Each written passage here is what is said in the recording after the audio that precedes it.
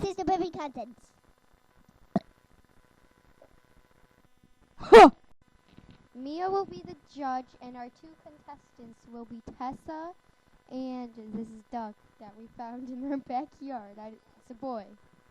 First up, Tessa. Very good indeed. And now the duck that we found in your yard. And remember, this duck is a championship burper. So if Tessa beats this duck, that's pretty good.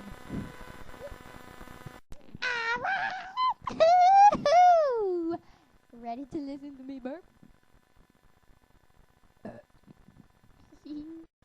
Alright, please stand by because Tessa needs to go to the bathroom and so does that duck that you see in the picture.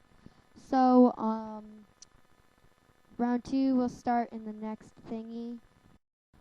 Okay, so the scores are the ducky 9 and Tessa 10. Ooh. To be continued.